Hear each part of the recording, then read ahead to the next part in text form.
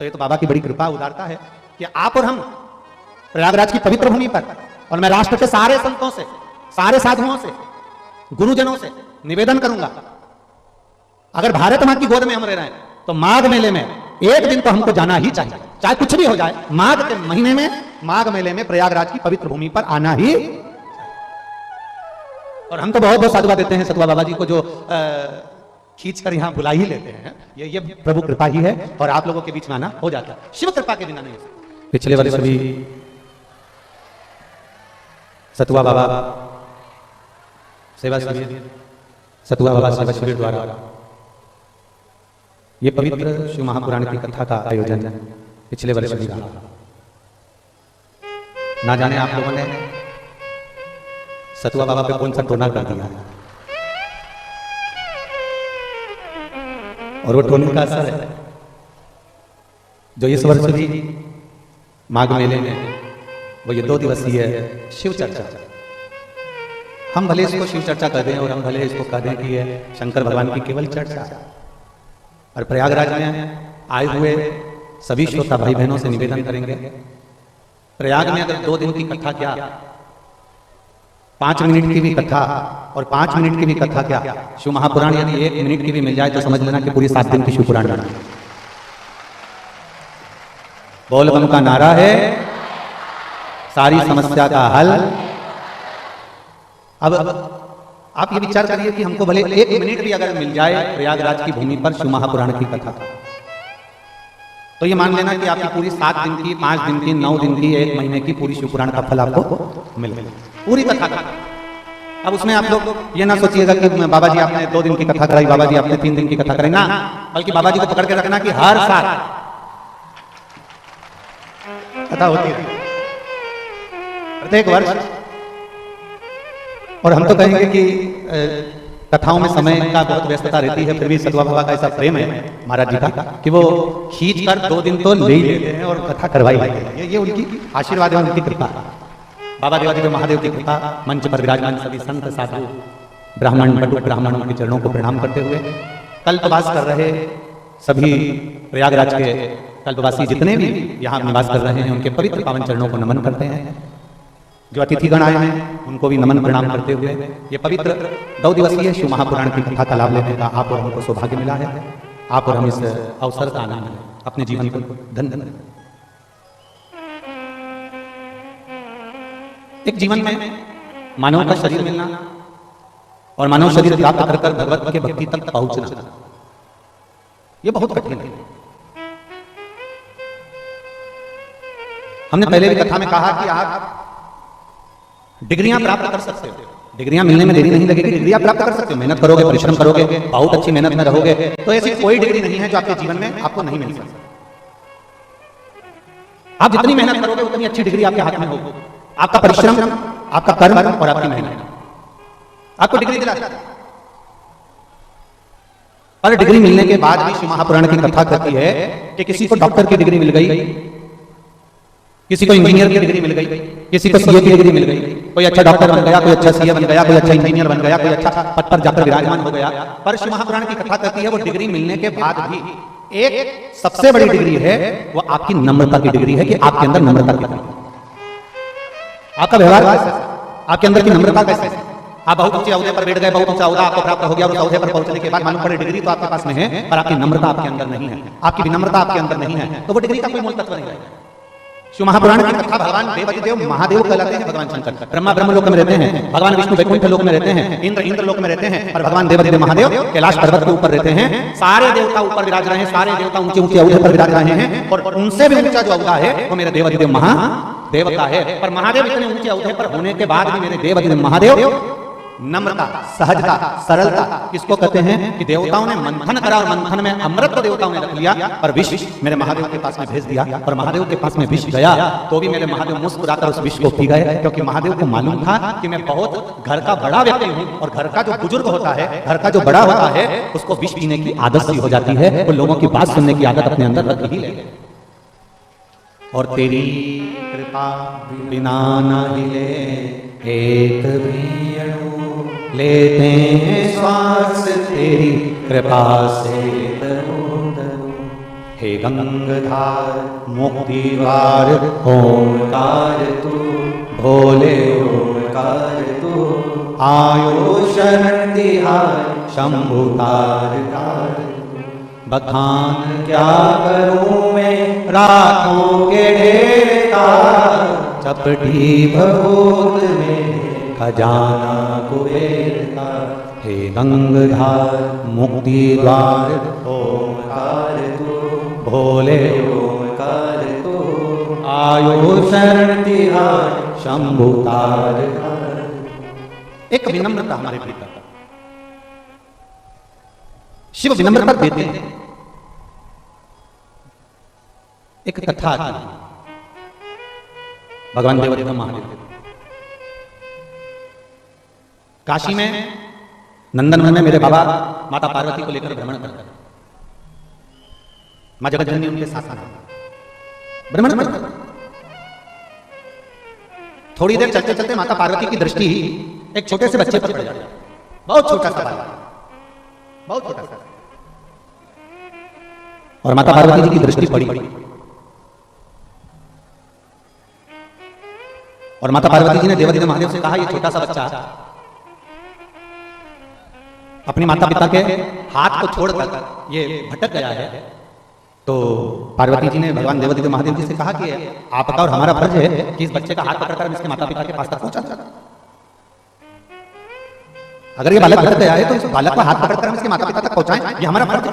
माता पार्वती जी ने जब भगवान देवादिदेव महादेव से कहा, भगवान शिव जी से जब कहा, बाबा देवादिदेव महादेव कुछ देर के लिए मौन हो गए, चुप, एकदम उनके कोई शब्द नहीं निकलता। कुछ देर निकला, थोड़ा समय मिला, फिर इसके बाद में पार्वती जी ने फिर बाबा देवादिदेव महादेव से कहा, बाबा ये छोटा सा बच्चा है और मार्ग भटक गया है, तो आपका और हमारा फर्ज बनता है कि अपन इसका हाथ पकड़कर इसके माँ बाप तक पहुंचा। शिव जी कुछ नहीं बोले, मौन। थोड़ी देर बाद पार्वती जी क्या देखती है, थोड़ी देर तक तो बच्चा रोया, थोड़ी देर तक तो वो बच्चा बिलखा। थोड़ी देर बाद माता पार्वती जी ने क्या देखा कि वो बच्चा बिलख रहा था, रो रहा था। थोड़ी देर बाद वो बच्चा उठा और राह ढूंढते ढूंढते ढूंढते ढूंढते ढूंढते ढूंढते कुछ समय में वो अपने माँ बाप के पास में पहुंच गए। अब शिव जी ने तुरंत पार्वती मैया का इशारा करा और इशारा कर कहा, देखो पार्वती, ये बालक अपने माता पिता के पास पहुंच गया। ये बालक अपने माता पिता के पास पहुंच गया। पार्वती देखिए आप। पार्वती जी ने जो देखा तो पार्वती जी कहती है, गजब की बात प्रभु, ना तो हमने इसको मार्ग बताया, ना हम इसका हाथ पकड़कर लेकर गए और ना हम इसको हाथ पकड़कर वहां तक हम पहुंचा पाए, और ये अपने माँ बाप के पास पहुंच गया। शिव कह रहा है, पार्वती, दो चीजें प्रत्येक मनुष्य को जन्म देने से पहले महादेव जी कहते हैं, दो चीजें प्रत्येक मानव की देह में हम डालकर भेजते हैं। दो चीजें महादेव जी कहते हैं, हम अपने संसार में जन्म लेने वाले उस मनुष्य के हृदय में, मनुष्य के चित्त में, मनुष्य की वृत्ति में, मानव के जीवन में दो चीजें हम डालकर भेजते हैं। एक अपनी मंजिल तक कैसे पहुंचेगा, ये उसमें हम देकर भेजते हैं, और उसको कहते हैं हमारी भाषा में टैलेंट। एक ऐसा हुनर, ऐसा टैलेंट परमात्मा देकर भेजता है कि आप उस टैलेंट के बल पर, आप अपने हुनर के बल पर, आप अपनी योग्यता के बल पर, आप अपने कर्म के बल पर, आप अपनी विद्वत्ता के बल पर आप उस मंजिल तक पहुंच सकते हो जहां तक आपको जाना है। और शिव जी कहते हैं, पार्वती, दूसरा प्रत्येक मानव की देह में भेजकर भेजता हूं भक्ति, कि वो अगर हृदय से भक्ति को धारण करेगा तो मुझ तक पहुंच जाएगा। एक मंजिल तक पहुंचना और परमात्मा तक पहुंचना, ये दो चीजें परमात्मा देकर भेजते हैं। ये दो चीजें मेरे परमात्मा देकर भेजते हैं। एक, हमें जिस मंजिल तक जाना है वो परमात्मा ने हमको एक अच्छा टैलेंट देकर भेजा है, अच्छा ज्ञान देकर भेजा है, बस उसको थोड़ा सा हमें निखारना है, थोड़ा सा हमको उसको देखना है कि आखिर वो है, हमारे भीतर ऐसा कौन सा हुनर है, हमारे भीतर ऐसा कौन सा तत्व छुपा हुआ है जिसके बल पर हम अपनी मंजिल तक पहुंच सकते हैं। ए मेरी प्रयाग की जीजियों और मेरे प्रयाग के जीजाओं, एक बात बताओ, गाड़ी कहां छोड़ी तुम लोगों ने? यहां से 1-2 किलोमीटर दूर तो छोड़ी होगी ना? जम के तो बोलो, छोड़ी ना? ठीक है। वहां से यहां तक कैसे आया है? पैदल।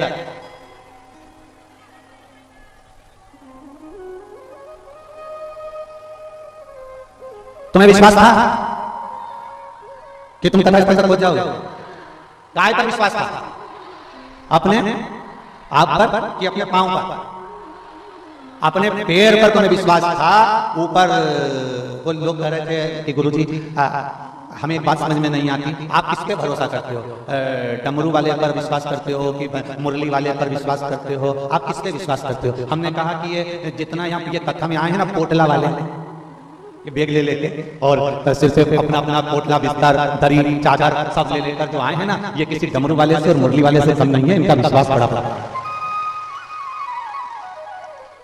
अभी हम देख रहे थे बाबा जी जब साथ में आ रहे थे, सतगुरु बाबा जी तो हमारे साथ में आते आते सतगुरु बाबा जी बड़े प्रसन्न, देखो महाराज ये देखो बैग लेकर जा रहे हैं, वो माता चली जा रही है, उधर साइड में भंडारा चल रहा था, इस हाथ में खिचड़ी, इस हाथ में बैग और पीछे छोरा बच्चा, वो मम्मी की साड़ी पकड़ा हुआ और उसके हाथ में आइसक्रीम पीले कलर का,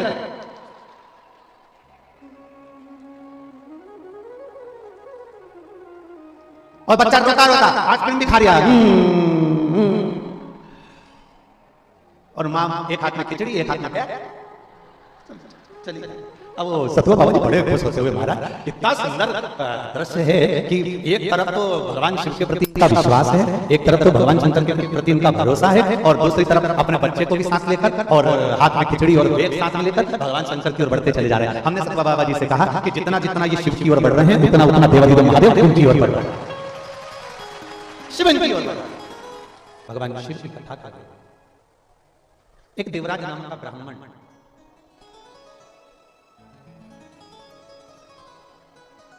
अपने ब्राह्मण कर्म को छोड़कर गलत कर्म में लग गया, चोरी का धन लेकर शिवालय में पहुंच जाता।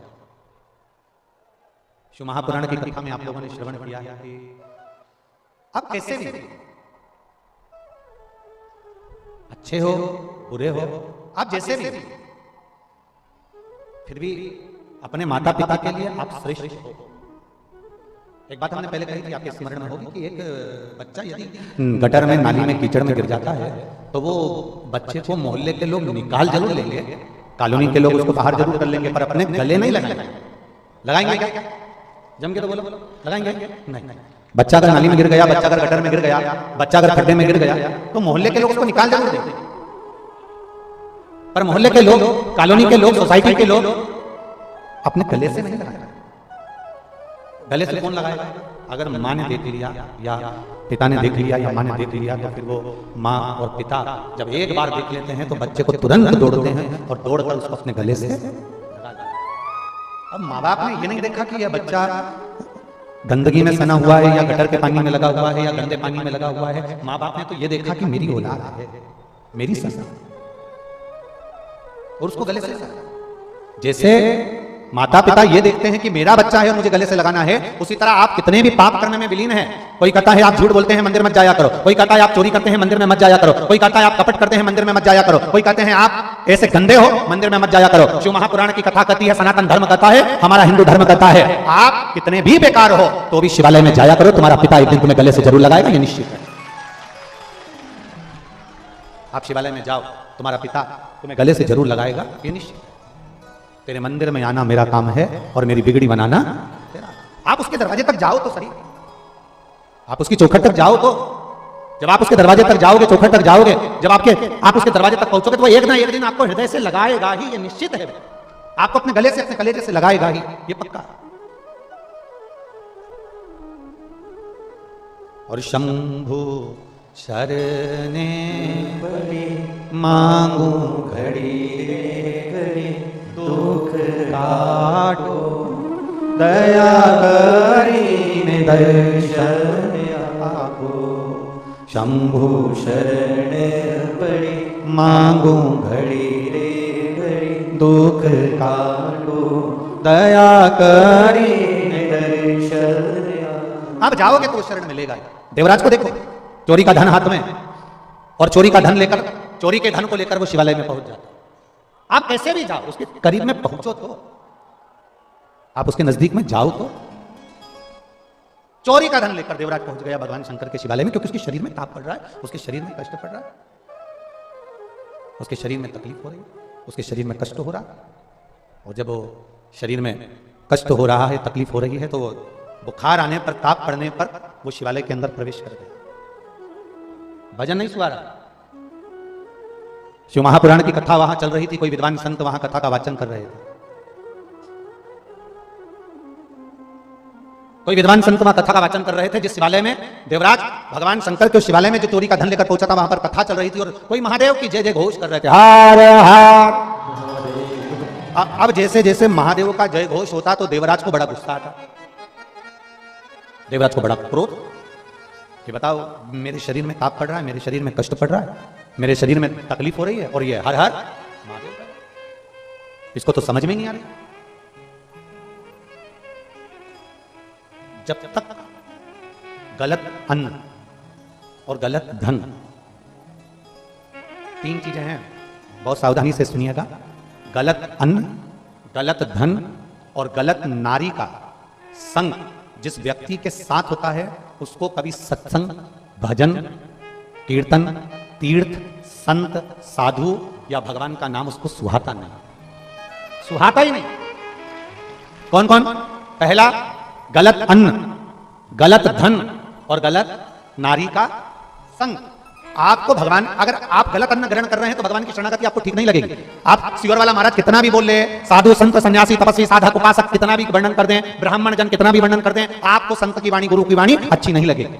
दूसरा गलत धन, अगर आपके पास में आ रहा है तो आप, जब आपके पास में धन बढ़ता है, सत्ता बढ़ती है, वैभव बढ़ता है, तो आपको पहले भी कथा में कहा कि आपके तीन मित्र बन जाते हैं। पहला ताली, प्रशंसा करने वाले, दूसरा थाली, होटल में खिलाने वाले, और तीसरा प्याली, मैं खाने में पिलाने वाले, ये बढ़ जाते हैं। ये तीन मित्र बढ़ जाते हैं और ये तीन मित्र एक दिन बर्बाद कर छोड़ देते हैं। तो शास्त्र कहता है एक अन्न का असर जल्दी होता है, दूसरा धन का असर, गलत धन यदि आपके पास में आ रहा है तो उसका असर जल्दी होता है, और तीसरे नंबर पर है पर स्त्री, कोई ऐसी नारी जो तुम्हारे से केवल धन के लोभ में जुड़ी है, कोई धन के लिए, कोई व्यापार आदि के लिए, कोई आपसे सिद्धता पाने के लिए, कोई अच्छा पाने के लिए आपसे जुड़ी है, तो समझ लो कि वो आपको बर्बाद कर ही छोड़े। पर नारी ये भी एक देखा,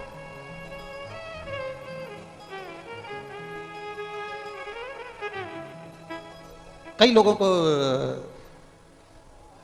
राम मंदिर में, अयोध्या में राम जी विराजमान हुए, कई लोगों को बहुत अच्छा लगा, बहुत अच्छा। लोगों ने खूब जय घोष लगाई, खूब जय नारा लगाया, जय जय श्री राम, खूब चिल्ला। पूरे भारत में और पूरे विश्व में राम जी के अयोध्या में बैठने की जय जय घोष हुई। माननीय प्रधानमंत्री मोदी जी ने, माननीय उत्तर प्रदेश सरकार के मुख्यमंत्री माननीय योगी जी ने, और सारे साधु सन्यासी तपस्वी साधक उपासक संतों ने भगवान राम जी महाराज को वहां पर विराजमान किया। कईयों को अच्छा लगा, बहुत अच्छा, पर कई ऐसे भी थे जिनको अवध में राम जी बैठ रहे होंगे तो सुहा नहीं रहा होगा, रात की नींद गायब हो गई, कई ऐसे भी। शास्त्र कहता है तीन चीजें जिसके पास में व्यर्थ की आ गई है, समझ लेना उसको सत्संग नहीं सुहारा, उसको राम नहीं सुहारा, उसको कृष्ण नहीं सुहारा, उसको शिव नहीं सुहारा, उसको भगवान का भजन नहीं सुहारा, उसको स्मरण नहीं सुहारा। आप घर से चले अपना कल्पवास का सामान लेकर, कल्पवास का सामान लिया, लकड़ी ली, संविदा ली, अनाज लिया, अन्न लिया, टेंट लिया, सारा सामान लेकर आप प्रयागराज की पवित्र धरा पर पहुंच गए, और प्रयागराज की पवित्र धरा पर पहुंच गए, मालूम पड़े उस कल्पवास के अंतर्गत आप तो भगवान का भजन कर रहे हो, आप राम नाम जप रहे हो, आप कृष्ण नाम जप रहे हो, आप गंगा का स्नान कर रहे हो, त्रिवेणी संगम में जा रहे हो, दीपदान कर रहे हो, भगवान के विरल भक्ति को धारण कर रहे हो, एक महीने के लिए आप भगवान का भजन करने के लिए आए हो, एक महीने के लिए आप प्रयागराज की पवित्र भूमि पर विराजमान हो, शिव नाम, राम नाम, कृष्ण नाम आप जप रहे हो, पर एक महीने के अंदर, एक दिन, 2 दिन, 3 दिन, हमारी वाणी का आपको थोड़ा बुरा लग सकता है, जितने लोग यहाँ बैठे हैं हो सकता है बुरा लग जाए, तो आप टेंशन मत लेना, लग जाए तो अगली बार मत बुलाना, उसमें कोई चिंता का विषय नहीं। एक महीने के लिए हम कल्पवास करने के लिए आए, एक महीने हम यहाँ रहने के लिए आए, एक महीने के लिए त्रिवेणी संगम पर आए, एक महीने के लिए अन्न का सामग्री। शंभू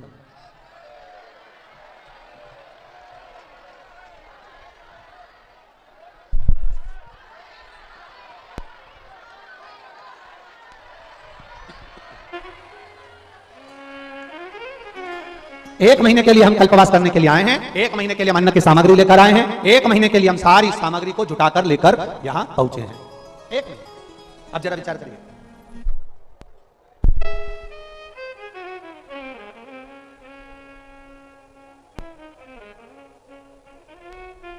एक महीने की पूरी सामग्री, एक महीने का पूरा सामान लेकर हम यहां पहुंचे। थोड़ा ध्यान देना, आपसे पूछ रहे हैं क्या पूरा एक महीना में 2 या 3 दिन, 4 दिन, 1 दिन, 1 घंटा, आधा घंटा, 15 मिनट, 20 मिनट, पूरे महीने में 1-2 दिन ऐसे निकलते हैं जो 1-2 दिन हमारा मन कल्पवास में हम रह जरूर रहे होते हैं, पर उस महीने भर में से 2 दिन ऐसे निकलते हैं जिसमें हम भगवान से अपने दिल को जोड़ नहीं पाते।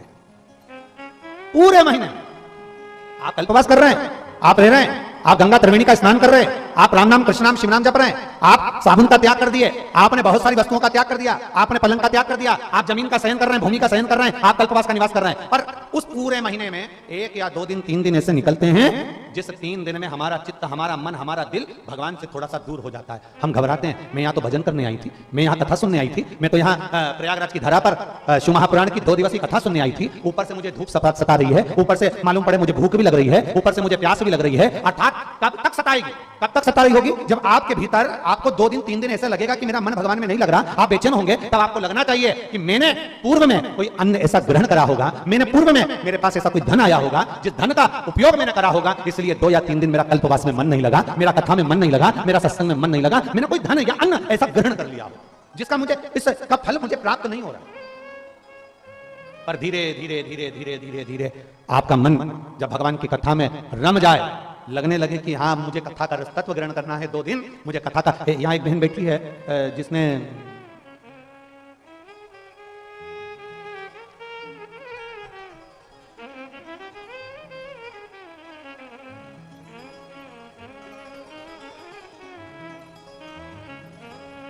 केवल 1 दिन की कथा कानपुर की सुनी थी।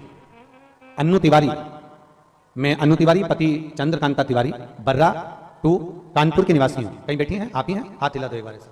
श्री शिवाय नमस्तुभ्यम। जितने लोग एलईडी पर पत्र को पढ़ रहे हो, टीवी पर आस्था चैनल पर पत्र को पढ़ रहे हो, वो टीवी के माध्यम से भी पत्र को पढ़ सकते हैं। मैं अन्नू तिवारी पति चंद्रकांता तिवारी, बर्रा 2 कानपुर के निवासी हूं। मेरा मोबाइल नंबर ये है। मैं बाबा की भक्ति का क्या गुणगान करूं गुरुदेव। शिव भगवान के प्रति मेरा भाव कम था, पर बाबा की कृपा से अब मैं भगवान को बहुत मानती हूं। मैंने कथा पहली बार आपको टीवी पर श्रवण करी है। कथा सुनने का मन मेरा केवल आपको कथा के माध्यम से, टीवी के माध्यम से जुड़ा। जब आप कानपुर में कथा करने आए तब पहली बार आपकी कथा सुनी थी, वो भी केवल एक सुनने का कारण इतना सा था, जिसके मुंह से सुनी थी उसने एक ही बात कही थी कि कहीं पंडाल में बैठकर कथा श्रवण करी जाती है, जो मांगा जाता है बाबा वो देता है। गुरुदेव, मेरी एक बीमारी ऐसी थी जिसके कारणवश मेरे को चक्कर आ जाते थे और सर्वाइकल के कारणवश मुझे तकलीफ बनी रहती थी। मैंने सोचा कि पहली बार में कानपुर में कथा हो रही है, सब कहते हैं कि 1 दिन की भी अगर शिव पुराण को सुनने को मिले तो सुनना, उसका फायदा, उसका लाभ मिलता है। मैंने कानपुर की शिव महापुराण की कथा केवल 1 दिन की श्रवण करी गुरुदेव, और आज बाबा को धन्यवाद देने का मौका पूज्य गुरुदेव सतुआ बाबा ने दिया है, जिनके इस पावन प्रांगण में बैठकर मैं यहाँ अपने हृदय से कह सकती हूँ आज मेरी पूरी बीमारी समाप्त हो चुकी है और मैं बाबा को यहाँ धन्यवाद देने के लिए। अब ठीक है बाबू, एक बार हाथ हिला दो। श्री शिवाय नमस्तुभ्यम। एक पत्र और है, बड़ा सुंदर लिखा।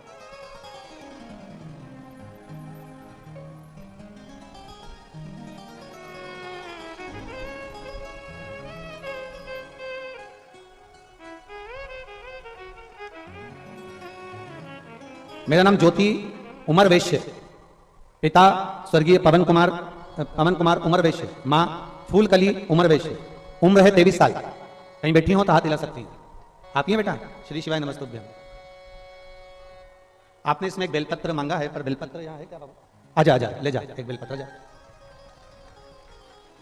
गुरुदेव, शायद मेरे बराबर जीवन में कोई ने संघर्ष नहीं करा होगा। मेरी तबीयत बहुत खराब हो गई थी, डॉक्टरों को दिखाया तो कोई कहता था निमोनिया है,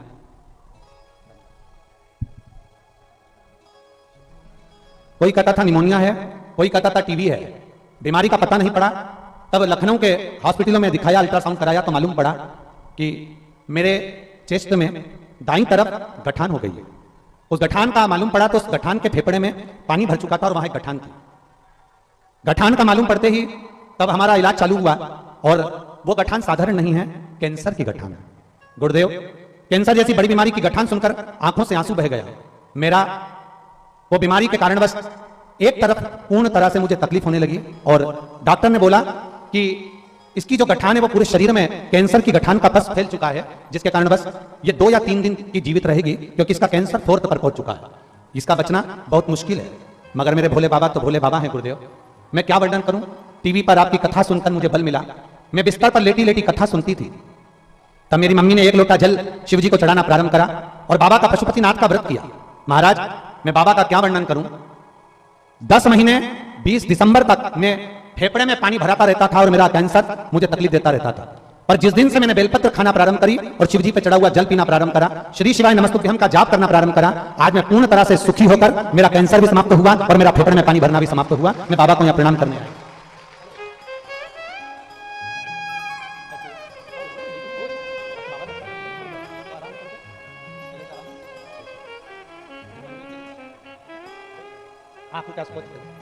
ठीक है,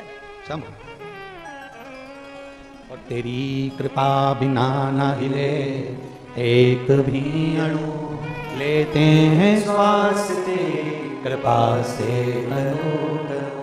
हे गंगाधार मुक्ति द्वार ओमकार तू, बोले ओमकार तू, आयो शरण तिहार शंभु हर। आप कैसे भी हो, कैसे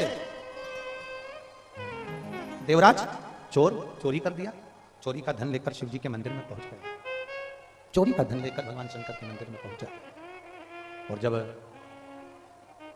चोरी का धन लेकर भगवान शंकर के मंदिर में पहुंचा तो अभी कथा में कहा कि एक अन्न, एक धन और एक पराई नारी बर्बाद कर देती, बेकार।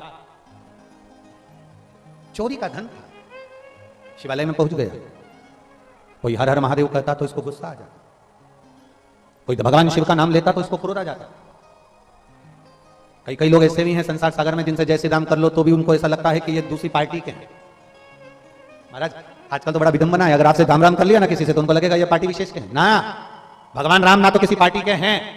भगवान राम तो जब हम पैदा हुए, हमारी श्वास, सनातन धर्म का एक एक व्यक्ति जो मृत्यु लोक में जन्म लेता है उसकी श्वास में जितनी शरीर में श्वासें प्रतिदिन निकल रही होती है, उस श्वास में राम पहले से ही समाहित होता है। इसलिए जीव हमेशा जय जय श्री राम करता रहता है। उसमें हमें यह नहीं सोचना कि कोई पार्टी विशेष का नाम है ना, भगवान का नाम लेने में हमें पीछे नहीं हटना। देवराज जैसे ही शंकर जी का नाम निकलता देवराज को क्रोध आता, अपने आप को थोड़ा क्रोध में अपने आप को मारने का प्रयास करता। चोरी का धन लिया, उठाया और चोरी का धन लेकर बाहर चले गया कि मुझे यहां आवाज नहीं आई, अब मुझे यहां आवाज नहीं आई। और चोरी का धन लेकर बाहर गया, फिर आवाज उसके कानों में पड़ने लगी, हर हर महा। जैसे ही वापिस आवाज आई, फिर वापिस जैसी आवाज आई, आवाज आते से देवराज मंदिर के प्रांगण से भी बाहर चले गए, बहुत दूर, जहां तक आवाज ना पहुंचे, कोई आवाज आए ना। शिव महापुराण की कथा एक बहुत सुंदर बात करती है महाराज कि जीवन में अगर मौका मिल जाए और तुम्हें कोई सूचना मिल जाए कि शिव महापुराण की कथा हो रही है, या भगवान शंकर का अभिषेक हो रहा है, या भगवान शंकर का नजदीक में मंदिर बन रहा है, या भगवान शंकर का कोई शिवलिंग है जो यहाँ विराजमान है, अगर आपको सूचना मिले तो हम तो कहते हैं प्रयास करना, प्रथम प्रयास करना कि अगर नजदीक में शिव महापुराण की कथा हो रही हो तो सबसे पहला प्रयास करना अपने घर वालों को धन्यवाद देकर कथा के पंडाल में जाकर 1 मिनट की कथा सुनना, पर कथा के पंडाल में पहुंचना। जाइए। अब कोई कहे कि महाराज जी कथा में बैठने से क्या मिल जाएगा, क्या धन मिलेगा, सत्ता मिलेगी, समय मिलेगा, या कोई हमारे को बहुत प्रमोशन मिल जाएगा, या हमारे को बहुत सारा धन वैभव मिल जाएगा। शिव महापुराण की कथा कहती है तुम्हारा ना तो हम प्रमोशन की बात करेंगे, ना हम ये कहेंगे कि तुम्हें करोड़ों का धन मिलेगा, ना हम कहेंगे कि तुम्हारे को कुछ मिलेगा, और इतना जरूर है अंतिम समय जब प्राण छूट रहे हो, कोई ऐसी घटना घट गई हो और प्राण छूट रहे हो, और अंतिम समय में जब आईसीयू में पड़े होगे या वेंटिलेटर पर पड़े होगे, जैसे उस बेटी ने पत्र में लिखा कि मेरा तो सब कुछ चले गया था और सब समाप्त हो गया था, पर मेरा विश्वास शिव ने जीवित रखा, शंकर ने जीवित रखा। मान लो कोई साथ नहीं है, धन वैभव सत्ता सब अपनी जगह पर, अकेले आईसीयू में पड़े हुए हो, वेंटिलेटर पर पड़े हो, तब तुमको जब अकेले पड़े हुए हो और अंतिम सांसें चल रही हो और तुमसे कोई केले गुलाब जामुन खा, अरे बोलो तो प्रयाग वाली जीजियो, गुलाब जामुन अच्छी लगेगी, जम के बोलो जरा, इधर वाले भी लगेगी अच्छी। अब तुमसे कोई कहे ले पालक पनीर की सब्जी खा लो, अब मर रहे हो, प्राण छूट रहे हैं, अच्छी लगेगी? नहीं। कोई तुमसे कहे देखो तुम्हारी मौसी जी ने व्हाट्सएप पे मैसेज भेजा है, कितना अच्छा मैसेज है, पढ़ तो लो, अच्छा लगेगा? कोई तुमसे कह दे मैं सामने टीवी चला देती हूँ, कोई नाटक कोई सीरियल देख लो, मर रहे हो, प्राण छूट रहा है, अंतिम क्षण, वेंटिलेटर पर पड़े, आईसीयू में पड़े हो, आखिरी सांस चल रही है, और कोई तुमसे कहे मैं टीवी चला देती हूँ, लो नाटक देख लो, सीरियल देख लो, अच्छा लगेगा? नहीं। उस समय पर ना लड्डू, ना पेड़ा, ना गुलाब जामुन, ना इमरती, ना भजिया, ना पकोड़ा, ना दही बड़ा, कुछ भी अच्छा नहीं लगेगा। और लोग भगवान से प्रार्थना करेंगे तो केवल एक प्रार्थना करेंगे, भगवान ऐसी कृपा कर दो इनकी थोड़ी सी उम्र बढ़ा दो। करेंगे कि नहीं करेंगे? केवल उम्र बढ़ा दो, अब भगवान क्या कहेंगे, तुमने अगर मेरी कथा को समय दिया होता, 3 घंटा मेरी कथा को दिया है और 2 दिन का मिला लो तो कितने घंटे हो गए? अब ये 6 घंटे तो हमारी भाषा में देखा जाए तो आधा घंटा तो आशीष ले जाए, बचा कितना? नहीं, दोनों का मिला के 2 दिन का 5 घंटा। अब 5 घंटे में से हम कह रहे हैं ये 5 घंटा है, पर इसके अलावा का समय निकालिए। 1 बजे कथा चालू हो रही है, आप यहां पंडाल में कितने बजे आ गए? रात भर से है? पूरी रात से? गजब है री, पक्का है? तो कुछ खाया पिया कि नहीं?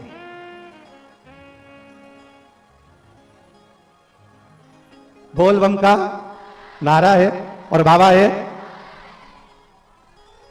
धन्य हो जी, दंडवत प्रणाम हमारी ओर से आप सबको, बहुत बहुत प्रणाम। रात भर के बैठे हो, धन्य। अब सोचिए जरा, कथा कितने देर की है? 2.5 घंटे की, और बैठे पूरी रात से हो। अब जरा विचार करना, तुमने जो समय गंगा जी के घाट पर, त्रिवेणी के घाट पर महादेव को दिया है, काल बनाने वाला कौन है? महाकाल। समय बनाने वाला कौन है? महाकाल। सूर्य की गणना करने वाला कौन है? महाकाल। नक्षत्र बनाने वाला कौन है? महाकाल। तिथि बनाने वाला कौन है? महाकाल। जब काल की गणना करने वाला खुद काल अधिपति महाकाल राजा है, तो तुम रात भर से अगर बाबा की प्रतीक्षा कर रहे हो, कथा सुन रहे हो, 2 दिन तुम बाबा के लिए निकाल कर आए हो, तो तुम्हारा समय तुमने जितना बाबा को दिया है, तुम्हें जब अंतिम समय में इस समय की जरूरत पड़ेगी, तब मेरा काल अधिपति वो समय निकाल कर तुम्हारे पास खड़ा, तब खड़ा। बोल बम का नारा है। और अंत समय प्रभु आना पड़ेगा, अंत समय प्रभु आना पड़ेगा, वचन दिया तो निभाना पड़ेगा, आए ना आए प्रभु कुटुंब कबीला, अंत समय प्रभु आना पड़ेगा, और वचन दिया तो निभाना। आप पुकारोगे, वो तुम्हारे सम्मुख में आएगा। जो समय तुमने उसको दिया है, वो समय एक पत्र है। मैं ज्योति साहू, पुत्री रामप्रसाद साहू, मैं ग्राम अकबरपुर, मिर्जापुर, कंसेदा, प्रयागराज की रहने वाली हूं। कहीं बैठी हैं? इधर कहां है? हाथ हिलाओ। अच्छा, यही लोग हैं ना। ज्योति साहू कौन सी है? 1 2 3 4 में से है कौन सी? पीली वाले कपड़े वाले? हाँ, ठीक है। मैं ज्योति साहू, पुत्री रामप्रसाद साहू, मैं ग्राम अकबरपुरा, मिर्जापुर, कसेदा, प्रयागराज की रहने वाली। मेरा मोबाइल नंबर यह है। आजा बेटा, एक बेलपत्र ले जा। बाबा, मेरा छोटा भाई दीपक साहू बचपन से ही मानसिक स्थिति कमजोर है। बाबा, बचपन से ही उसको चलना फिरना, जाना आना में तकलीफ, और मानसिकता उसकी थोड़ी सी तकलीफदायक है। गुरुदेव, डॉक्टरों के हिसाब से वो ठीक नहीं हो सकता था, डॉक्टरों के हिसाब से उसका चलना नहीं हो सकता था। और 1 लोटे जल का मैं वर्णन करना चाहती हूँ। शिव मंदिर में जाना, लोटा भर के जल चढ़ाना, और वो चढ़ा हुआ जल वापस लाकर मैं अपने भाई को देती। और बाबा का मैं क्या गुणगान करूं। बाबा, आज मेरा भाई, लोग उसको मानसिक स्थिति खराब थी, पागल टाइप का था, लोग उसको अपशब्द कहते थे, और अब मेरा भाई खुद चलकर भगवान शंकर के मंदिर जाता है और जल चढ़ाकर आता है। मैं बाबा को यहां धन्यवाद देने के लिए आई हूं। भाई आया है क्या तुम्हारा? जो चल नहीं सकता था, बैठा रहता था, मानसिक स्थिति ठीक नहीं थी, अब वो स्वयं लोटा भरकर जल लेकर जाता है और शिवजी को चढ़ाता है। आज मैं अपने भाई को भी यहां लेकर आई हूं। बाबा से केवल एक बेलपत्र की चाह है। मेरा भाई बहुत अच्छा हो गया है गुरुदेव, और बाबा की कृपा। एक बार जोरदार ताली बजाएं बेटी के लिए। बहुत बहुत साथ।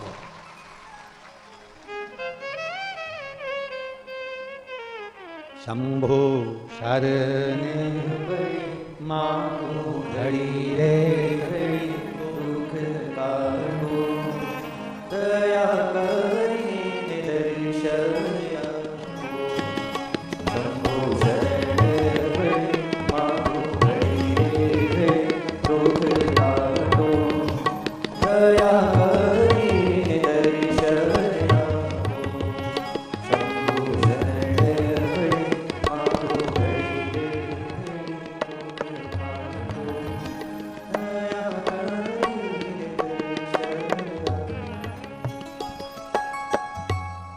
शंभो शरणे मांगू घड़ी रे दुख काटो, दया करी आप दिल से प्रार्थना करें, वो दिल से सुनता है। आप दिल से कहेंगे, वो दिल से सुनेगा।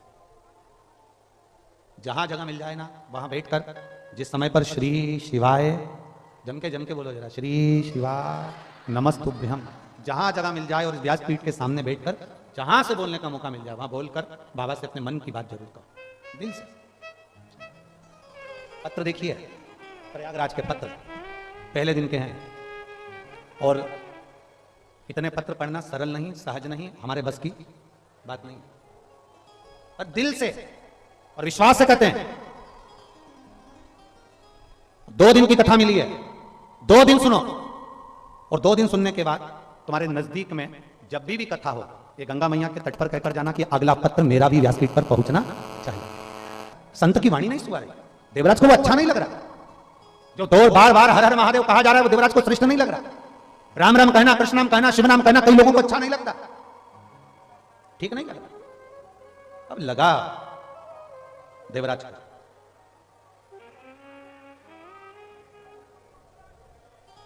लगा, छोड़ा मंदिर का प्रांगण, मंदिर छोड़कर, देवालय छोड़कर, शिवालय छोड़कर देवराज मंदिर से बाहर निकल गए। और मंदिर से बाहर निकले तो एक बेलपत्री का वृक्ष था, जिस वृक्ष के नीचे देवराज बैठ गया। शरीर में ताप पड़ रहा था, बुखार आ रहा था। कोई पूर्व की पुण्याई, कोई पूर्व की पुण्य। नसीहत और बसीयत 2 चीजें हैं। दुनिया के लोगों को बसीयत तो अच्छी लगती है पर नसीहत अच्छी नहीं लगती। और शिव महापुराण की कथा कहती है कोई पूर्व की पुण्य है, हमारे पूर्व का किया हुआ कोई अच्छा कर्म, हमारे माता पिता का कोई अच्छा किया हुआ कर्म। हम पहले भी कथा में कहे, जैसे गुल्लक बच्चा भरता है और गुल्लक भरने के बाद फोड़ता है तो कोई बड़ा सा गिफ्ट लेकर आता है। जब हमारे पुण्य की गुल्लक भराती है, हमारा पुण्य जब एकत्रित होता है, 21,600 श्वास मनुष्य के शरीर से प्रतिदिन निकल रही है। 3.5 करोड़ रोम छिद्र ये मनुष्य के शरीर पर हैं, और 21,600 श्वास में से ना जाने कितनी श्वास व्यर्थ जा रही है और ना जाने कितनी श्वास परमात्मा के भजन में आ रही है। जब वो परमात्मा के भजन में जो श्वास जा रही है, वो श्वास जब भराती है, जब हमारे पुण्य की गुल्लक भराती है, माता पिता के पुण्य की गुल्लक भराती है, हमारे पूर्वजों के पुण्य की गुल्लक भराती है, तब जाकर कभी जिंदगी में एक बार शिव महापुराण की कथा में पहुंचने का मौका मिलता। हमारे पुण्य की गुल्लक तब कहीं पहुंच पाते हैं। भगवान शंकर की शरणागत जब कहा, शंकर जी कहां रहते हैं, जम के बोलो, जम के जरा, है कैलाश। पास में ढूंढना हो तो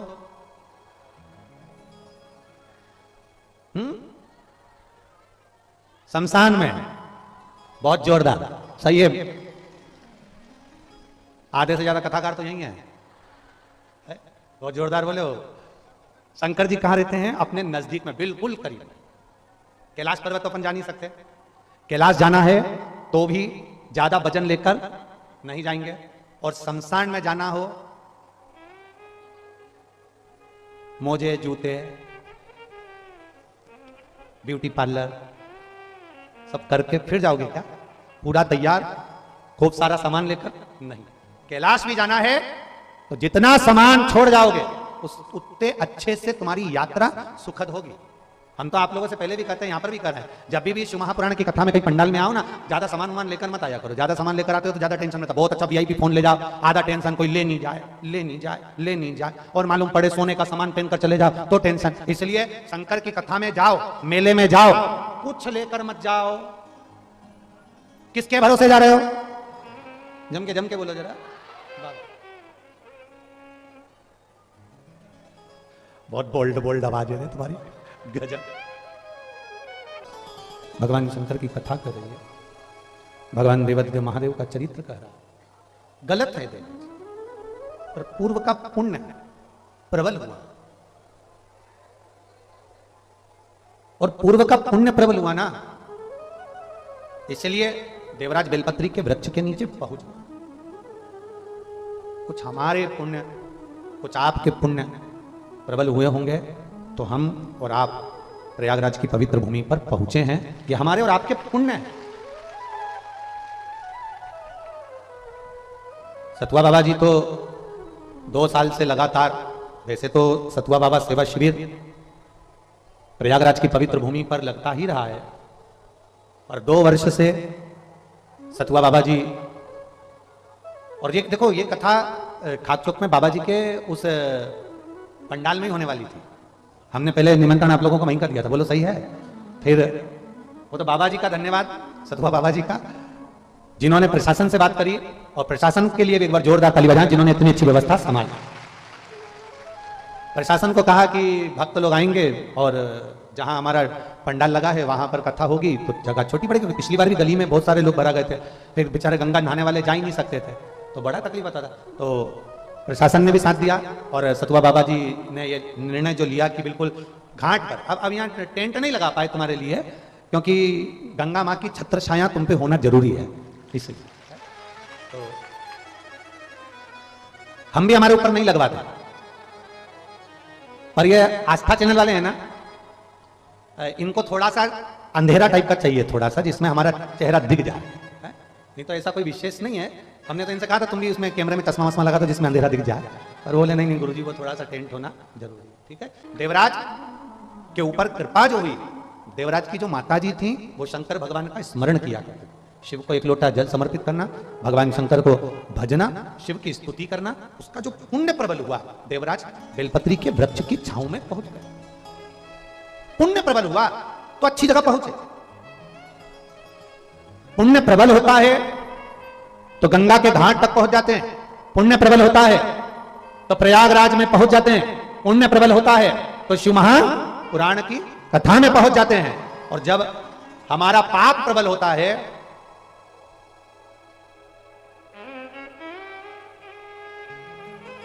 क्या जम के बोलो जरा, जब पाप प्रबल होता है तो ठाकुर की कथा में नहीं ठेके पर पहुंच जाते हैं।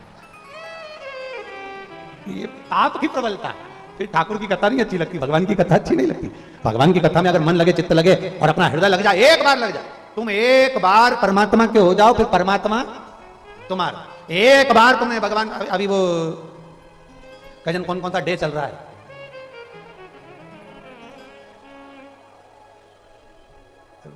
एक दिन आता है सब फूल देने का भी डे, एक दिन फिर टॉफी देने का डे। इसमें एक भी डे ऐसा नहीं है कि जिसमें डे,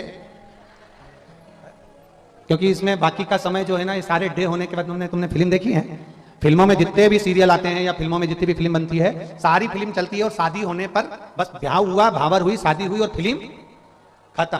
क्योंकि फिल्म बनाने वाले को भी मालूम है इसके बाद की फिल्म कोई झेल नहीं पाएगा। शादी नहीं हो तब तक तो फिल्म सक्सेस है। वो फोन पे बात करे, तुम फोन पे बात करो, वो तुमको मोबाइल दिलाए, तुम मोबाइल दिला, वो बैलेंस डलवाए, तुम बैलेंस डलवाओ, ये तो जब तक शादी नहीं हो तब तक। और शादी के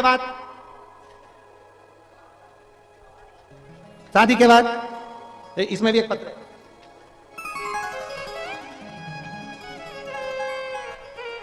पर नहीं पढ़ूंगा, रहने दो तुमको। शादी के बाद लड़ लिए, झगड़ लिए, चले गए, और पत्नी बेचारी पशुपति व्रत कर रही, आज आए और कथा में बैठी है बेचारी प्रणाम करने के लिए। 1.5 साल से चले गए थे, भगवान से प्रार्थना कर करके मैं हार गई थी, सबने कह दिया था कि वो तो चले गए, पर मैंने पशुपतिनाथ का व्रत किया तो 1.5 साल में वापिस आ गए। 1.5 वर्ष। बोल दो नाम, मैं काजल, मोरिया, देवघाट, झलवा, प्रयागराज से हूं, मेरा मोबाइल नंबर ही है। कहीं बैठी है आप? ये बेटा श्री शिवाय नमस्तुभ्यम। 1.5 वर्ष पति चले गए थे, पर बेटा आपको धन्यवाद इसलिए है कि आपके माता पिता के संस्कार आप में है। 1.5 वर्ष आपने अपने बच्चों की इतनी अच्छी परवरिश करी, उसके लिए धन्यवाद है। वो भले छोड़कर चले गए थे। आप जैसी बेटी हर माता पिता की होना चाहिए, और माता पिता को ऐसी बेटी पर गर्व होना चाहिए कि पति जब बहुत दुख की घड़ी आई तो घर छोड़कर चले गए, पर इस बेटी ने हिम्मत नहीं हारी और अपने बच्चों की पूर्ण परवरिश करती है। ये माता पिता के संस्कार है बेटा आपके। और आपके पति को भी धन्यवाद देता हूं, जो भले 1.5 वर्ष के बाद वापिस आए, पर एक नई ऊर्जा, नई एनर्जी के साथ आए, और जिन्होंने आकर अपना खुद का काम धंधा चालू करा शंकर जी के भरोसे, और आज वापिस अपने बच्चों को भी और अपनी पत्नी को भी संभाल रहे हैं। मैं आपके पति को भी धन्यवाद देता हूं बेटा। बैठिए, बहुत बहुत साधुवाद है आपको। श्री शिवाय नमस्तुभ्यम। ये शिव तत्व है, ओघड़ी है। एक पत्र और आया है, बड़ा सुंदर पत्र है, उन्होंने पत्र का डब्बा भी अच्छा बनाया है। वो और पत्र में पूरी हॉस्पिटल की लगभग 200 पेज की पूरी फाइल लगाई गई है, जहां वो रहते हैं वहां से लेकर पूरे दिल्ली के हॉस्पिटल तक की फाइल है।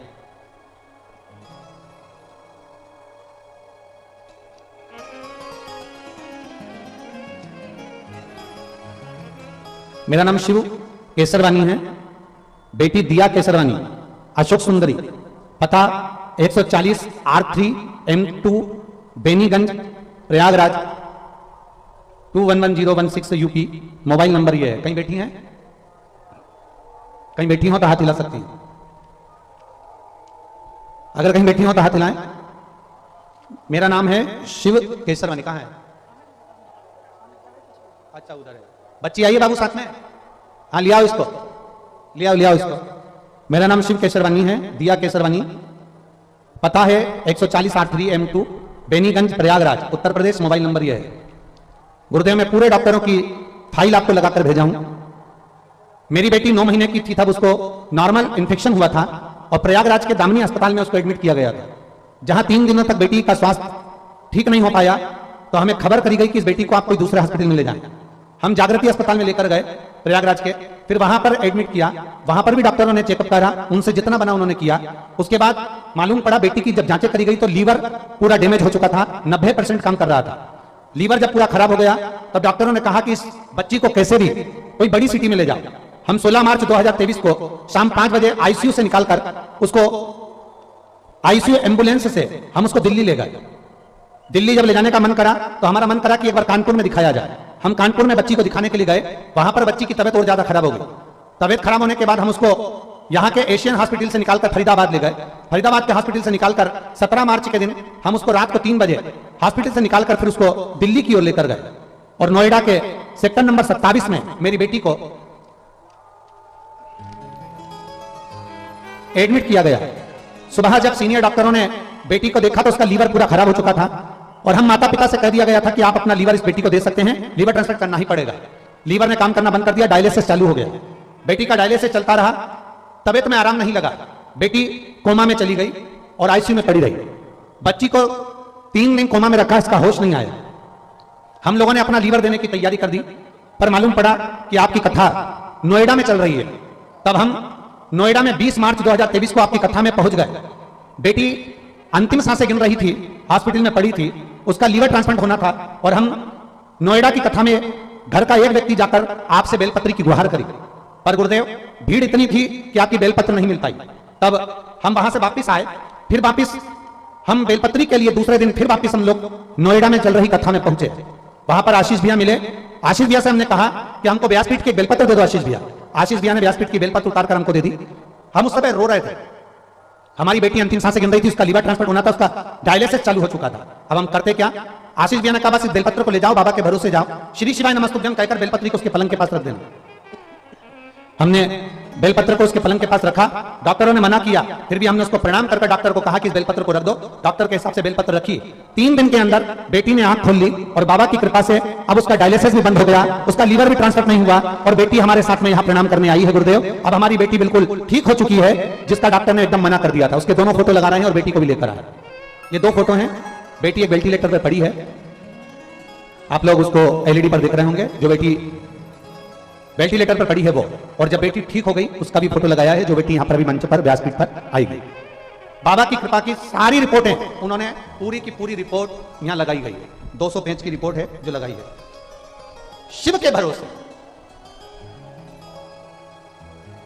खाली ना जाता कोई घर से तुम्हारे, खाली ना जाता कोई दर से तुम्हारे, मैं भी खड़ा हूँ नदी बारे बरसाए, अपने हृदय से लगा लो गिरी जा रही हूँ, उठा लो।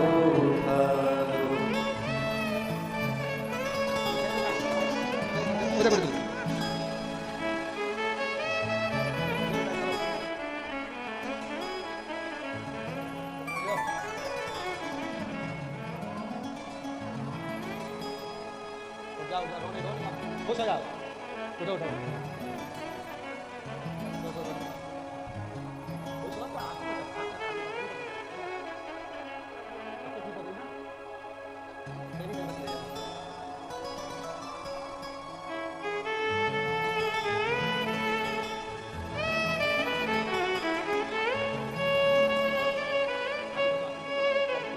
यहाँ से जाओ ना एकदम खुश, बाबा ने अच्छा कर दिया ना, समझो समझो। अरे खाली ना जाता कोई घर से तुम्हारे, मैं भी खड़ी हूँ नदी फसारे, अपने हृदय से लगा लो गिरा जा रहा हूँ, उठा लो। अब दिल से उसको बजाओ, दिखावे से नहीं। मेरा बाबा कभी दिखावे से प्रसन्न नहीं हुआ, कभी दिखावे से प्रसन्न। आप प्रयागराज की भूमि पर बैठे हो, बाबा देवाधिदेव महादेव की पावन कथा सुन रहे हो। ये यहां लोग एक एक महीने के लिए रहते हैं, आप 2 दिन के लिए आए हो। पर 2 दिन भी, ये 2 दिन साधारण नहीं है, ये पोलियो की 2 बूंद है। ये 2 दिन केवल साधारण नहीं है, पोलियो की 2 बूंद दवा पिला दो तो पोलियो जिंदगी भर नहीं होता। प्रयागराज में बैठ के 2 दिन की भी शिवपुराण सुन ली तो फिर दुख नहीं होता। पता है ये दवा है। और पोलियो वाले आवाज लगाकर पिलाते हैं, जन्म लिए बच्चे से लेकर 5 वर्ष तक के बच्चे को पोलियो की दवाई पिलाई जाएगी। जो पोलियो की दवा नहीं पिएगा वो हाथ पैर से विकलांग हो जाएगा। यहां चिल्ला चिल्ला कर कहा जाता है, जिसका जन्म नहीं हुआ, जो मां के गर्भ में पड़ा है, उससे लेकर जो मर रहा है उस तक के व्यक्ति को शिव महापुराण की कथा सुनाई जाएगी। पोलियो की दवा नहीं पियोगे तो हाथ पैर से विकलांग हो जाओगे, शिव महापुराण की कथा नहीं सुनोगे तो अपनी बुद्धि से परमात्मा के नहीं हो पाओगे। इसलिए परमात्मा के होना तो शिव पुराण सुनो, भगवान शिव की कथा का तत्व ग्रहण कर। कहा वर्णन किया, देवराज को मन नहीं लगा, देवराज का चित्त नहीं लगा। जब देवराज का मन नहीं लगा, चित्त नहीं लगा, बेलपत्री के वृक्ष के नीचे देवराज के प्राण छूट गए। बेलपत्र के वृक्ष के नीचे देवराज के प्राण चले गए। और जब बेलपत्र के वृक्ष के नीचे देवराज के प्राण गए, प्राण छूटे, देवराज के प्राण जब चले गए और बेलपत्र के वृक्ष के नीचे जब देवराज के प्राण छूट गए, पूर्व की पुण्याई थी, पूर्व की कोई पुराने समय का हमारा पुण्य हुआ, जिसकी पुण्याई इतनी प्रबल होगी कि वो पूर्व की पुण्याई के कारण बाबा देवाधिदेव महादेव की कृपा ऐसी हुई कि देवराज ने प्राण भी छोड़े तो बेलपत्र के वृक्ष के नीचे छोड़े। बेलपत्र के वृक्ष के नीचे प्राण होते। कुछ पुण्याई पूर्व की, कुछ हमारे जीवन का अच्छा किया होगा, कुछ हमने हमारी जिंदगी में कुछ अच्छा कर्म किया होगा, कुछ श्रेष्ठ कर्म हमने हमारे जीवन में किया होगा, तो आज हम और आप प्रयागराज की पवित्र भूमि पर विराजमान हुए। ये पूर्व का पुण्य। वो एक लाइन कहते हैं ना कि कोई पिछले जन्म के अच्छे कर्म मुझे बाबा, कोई पिछले जन्म के अच्छे कर्म मुझे बाबा तेरा साथ, जहां सारी दुनिया झुकती है, जहां सारी दुनिया झुकती है, जहां सारी दुनिया झुकती है, मुझे वो आली दरबार मिला, दरबार मिला।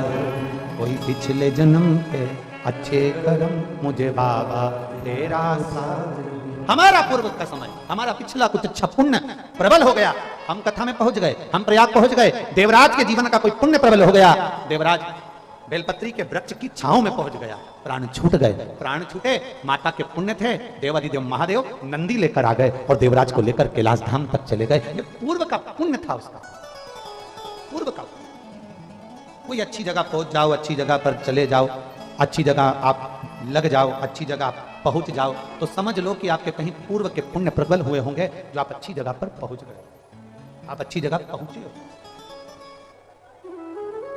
और मेरी जीजियों और मेरे जीजाओं, एक बात मेरी बेटियों, बेटाओं और मेरी माताओं, मेरे भाई, अपनी बुद्धि में उतार कर रखना, तुम्हारा मन शिव में लग रहा हो, तुम्हारा मन कथा में लग रहा हो, तुम्हारा मन संत साधु की सेवा में लग रहा हो, तुम्हारा मन ब्राह्मण गुरुजन की सेवा में लग रहा हो, तुम्हारा मन परमात्मा की सेवा में लग रहा हो, तो समझ लेना कि तुम्हारे घर में अन्न भी अच्छा आ रहा है, धन भी अच्छा आ रहा है, और परिवार में भगवान ने समृद्धि भी दे रही है।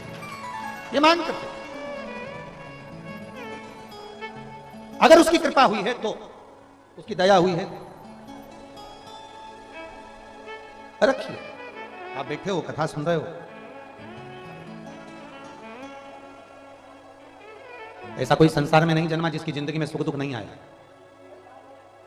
बड़े से बड़ा संत भी हो ना, और कोई हमारे सामने आकर कह देना कि मैं दुखी नहीं हूं, जैसा शरीर आपका है वैसा शरीर सियोर वाले महाराज का है, जो भोजन आप करते हो वही भोजन हम करते हैं, माता के गर्भ से जन्म आपका भी हुआ है और हमारा भी हुआ।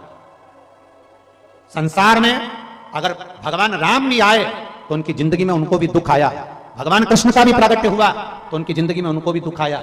स्वामी विवेकानंद, रामकृष्ण परमहंस, चैतन्य महाप्रभु जी, नामदेव जी, तुकाराम जी, ध्रुव जी, प्रहलाद जी, मीरा, कर्मा, नरसिंह मेहता, जितने पृथ्वी पर आए सबकी जिंदगी में दुख जरूर आया।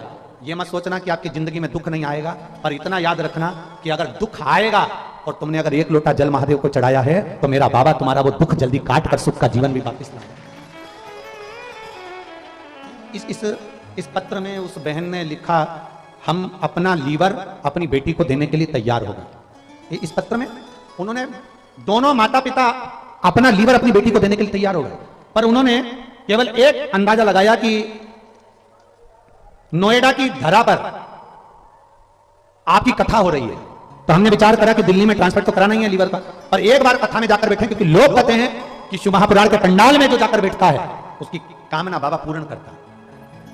मेरी जीजियों, आप आए जरूर हो, बाबा के भरोसे आए हो, हम मानते हैं कि प्रयागराज की पवित्र भूमि पर तुम पहुंचे हो, पर इतना अंदाजा जरूर लगा कर रखना, मेरे बाबा को, मेरे ओघरदानी को, मेरे काशी विश्वनाथ को जिसकी झोली खुशियों से भरना होती है ना, उसी को बाबा शिव पुराण के पास लेकर आता है, वरना लाता ही नहीं, लाता ही नहीं। शिव महापुराण के करीब में अगर आए हो तो ये बाबा की कृपा समझना, शंकर की कृपा समझना, मेरे ओघरदानी की कृपा समझना, मेरे विश्वनाथ की कृपा समझना कि आपको खींचकर मेरा बाबा यहां तक लेकर आए। ये उसकी उदारता है, ये उसकी कृपा है। देवराज के प्राण चले गए, मेरे भोले बाबा चोरी का धन लेकर देवराज गया था शिवालय में, चोरी का धन लेकर पहुंच गया था मंडप में, चोरी का धन लेकर पहुंच गया था बेलपत्र के नीचे, पर मेरे बाबा की जब कृपा हुई, उदारता हुई, तो बेलपत्र के वृक्ष के नीचे उसके प्राण छूट गए, तो उसको कैलाश धाम मिल गया, शंकर जी का धाम प्राप्त हो। समय आया, शिव तत्व की प्राप्ति हो गई, शंकर उसको। और मेरे भोले तेरा सहारा है, मेरे भोले तेरा सहारा है, मेरी नैया का तू किनारा, मेरी नैया का तू किनारा, मेरे बाबा तुझे पुकारा है, मेरे बाबा तुझे पुकारा है, मेरी नैया का तू किनारा है, मेरी नैया का तू किनारा है। दिल से उसको पुकार, दिल से उससे प्रार्थना सुनता। समय आया, शिव तत्व की प्राप्ति, ओघरदानी की प्राप्ति।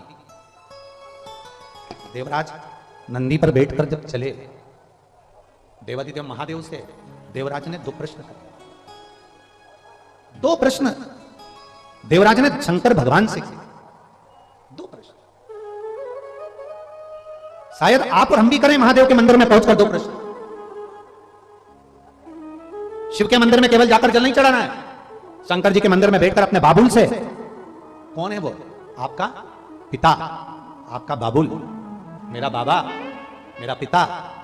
शिव के मंदिर में जब भी जाना तो ये सोच कर जाना कि आप किसी दूसरे के दरवाजे पर नहीं जा रहे हो, अपने मायके में जाकर अपने पिता से बात करने के लिए जा रहे हो, अपने पिता के पास। जब शिव के पास जाओ तो दो प्रश्न तुम्हारे भी होना चाहिए देवराज से।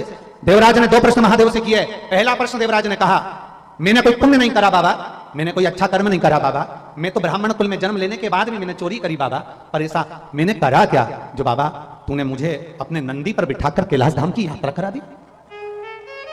प्रथम प्रश्न है। आज आप ही विचार करना, हमने कौन सा पुण्य करा? शंकर जी का गंगा के घाट पर बैठकर विचार करना। दो प्रश्न आपके भीतर होना चाहिए जो देवराज के भीतर थे।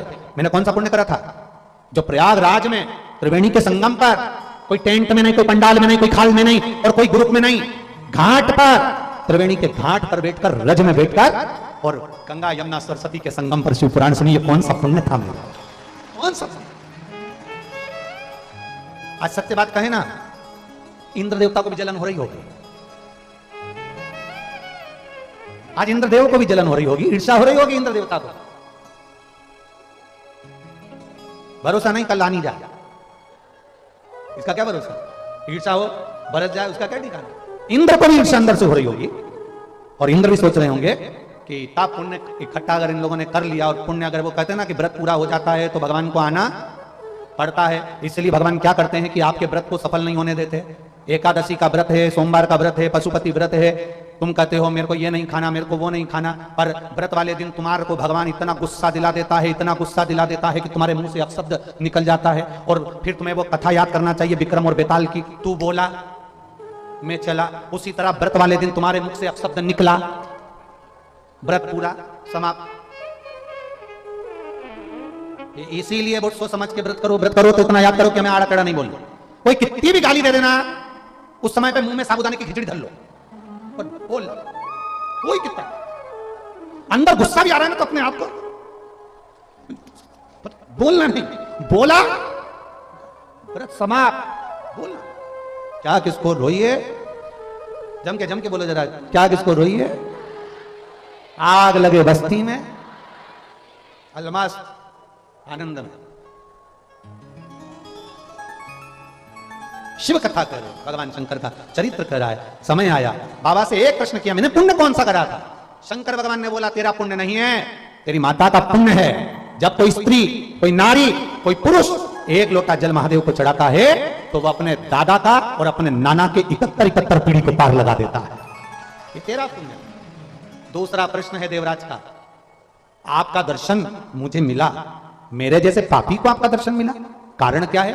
शंकर भगवान कहते हैं बेलपत्री का वृक्ष साधारण वृक्ष नहीं होता, एक बेलपत्र का मात्र स्पर्श हो जाता है तो 12 ज्योतिर्लिंग का दर्शन एक बार में प्राप्त हो जाता है। इसलिए बेलपत्री के वृक्ष की छांव में तेरे प्राण छूटे हैं, इसलिए मेरा दर्शन तुझे हुआ। ये दो प्रश्न हमारे भीतर होना चाहिए। अगर हम मंदिर में जा रहे हैं और बाबा का हमको दर्शन हो रहा है तो हमें ये प्रसन्नता होना चाहिए कि हमें क्यों हो रहा है, कौन सा पुण्य हुआ हमारा, प्रबल हुआ हमारा जो हमें मिला, पुण्य की प्रबलता।